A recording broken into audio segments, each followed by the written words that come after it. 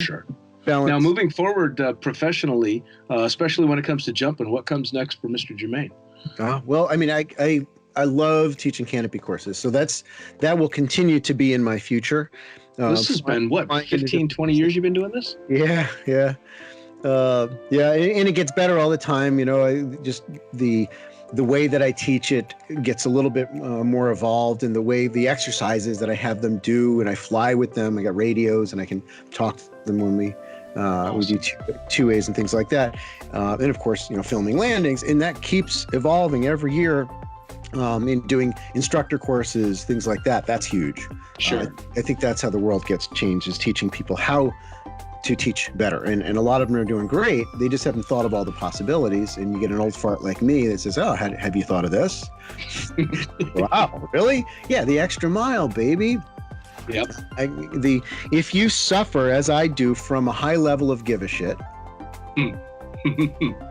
then you go the extra mile, and you're constantly creatively thinking, well, what else could I do to help this person who might get hurt if I don't intervene?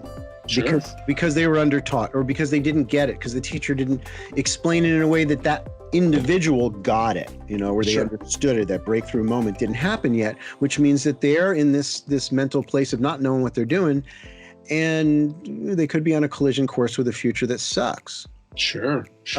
And so I will continue to do that and make more videos. And I do, you know, people see the YouTube videos, of course, that's all free, but I worked very hard to create paid content where I dug deeper into it. And there's, you know, PowerPoint and you know, kind of including landings and flights and stuff that I've recorded. But I wanted to be able to reach out with a lot of the information that I do in the in-person courses to places that I'll never go to, or I'll only go to, you know, once every few years. They can download the information, which is awesome. So I'm going to keep doing that. And so if anybody has ideas for what else I can add, whether it's a little YouTube video, you know, I wish you would tell these damn kids to stop screwing with their GoPros.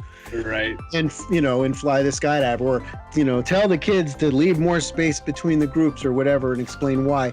These are important questions that need to come back in, and I got to answer them. But, you know, obviously the more involved content, there are topics that I haven't thought of yet, and I rely on the skydiving public to say, hey, you know, how about this? Sure. You know, how do you jump naked in the winter? You know that. Right. Now, how do people find this content? What's the YouTube channel? Well, the YouTube channel is under my name, and you can also go to the Adventure Wisdom. That's the content that's longer and in depth and that kind of thing. But yeah, it's and the other thing that I started doing, partly because the travel is exhausting, is web teaching. So I'll do one-on-one, you know, like power session, and I think of this like hiring a limo. You know, it's just going to be just you. It's private. Sure. What happens in the limo stays in the limo. And then you have more like super shuttle, where you can do a 1 month Tuesday. It's Tuesdays evening, where people sign on, and there's, you know, 3 or 4 people. Some of them have, you know, 10 jumps. Some of them have hundreds of jumps. Some of them have 2 jumps, and they're looking for the courage and the understanding that supports the courage to get up in the air. You know, people they get hurt on an AFF level 1. Sure. It happens all the time. So I'm out there trying to give them the information that's going to make them feel confident enough to go and get back in that plane, and better yet, get out of it when the time comes. For sure. And that's neat. You can be, I mean, I've got people all over the world that sign on to these live sessions. So which is awesome. Like in 2 hours, I'm doing one with somebody in Dubai. Oh, nice. Well, now let me ask. So I'm a brand new student, or I've got 20 jumps. I'm listening to this podcast, and I want to be able to tune in. I want to be able to find out how to get a hold of you, or I want to know where your next in-person course is, because I don't like the internet shit, and I don't learn anything from a screen. How do they find out how to hook up both online and in person with you? Well, adventurewisdom.com is my primary website, and Brian at adventurewisdom.com is my email. So, I'm pretty responsive. I feel bad every once in a while if things get missed and I get busy, because I'm still building canopies. I'm still, doing relines and making new Sure. videos and doing dishes and chasing kids around, piano practice, and Right. got to get them to the wind tunnel and all that stuff. I wish I could afford to do more, but Sure. I'm accessible, and sometimes people just send me a quick little question, and I'll answer it in text right away. But most of the questions that people have are much more elaborate, and and I need to give the full answer. Otherwise, I'm kind of sucking at my job. So the best thing that I can offer is to fly into your drop zone and be there with you. You know what I mean? Sure. And hang out and, make eye contact and shake hands and show you packing tricks, show you and land. I jump too, right? So, I'll land the way that I want you to land. And Right. I don't always jump a super swoop canopy because I want to teach you how to fly a parachute similar to, what you got. Sure. So I jump, I'll jump a 150 or a 136 or something without a wild hook turn, despite the fact that I really want to. So that's the best way, and if you're a new jumper, you just talk to the drop zone owner and say, hey, listen, we want to bring Brian in. And a lot of times they'll say, well, we got another course with this other company or this other individual. That's fine. Just schedule my course, a month or more apart from when their course is going to be there, so we're not stealing each other's fire.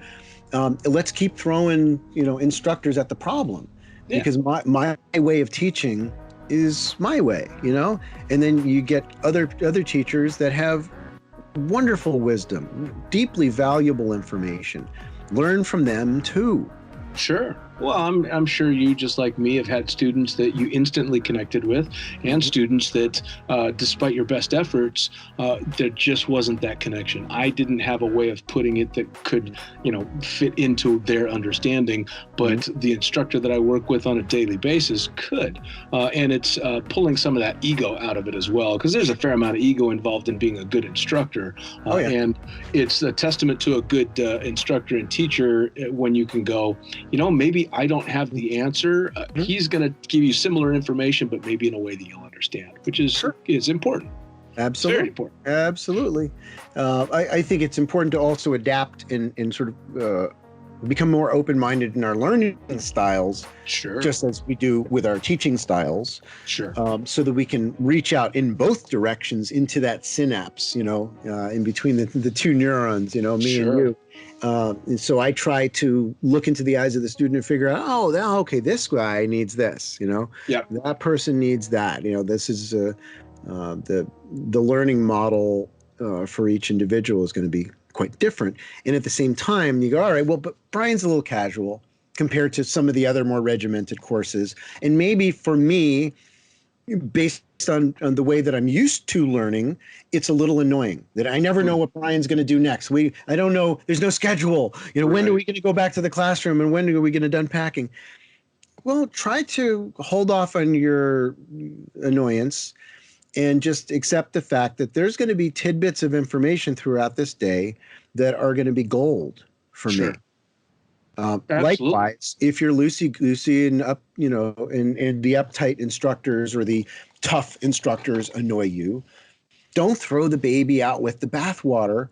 Make sure that you learn from them too, because they're going to, every one of them, the great teachers out there are going to say something where your eyebrows will come up, and you'll tilt your head to the side like a dog who hears their name, and you'll go, oh. Yes. Indeed.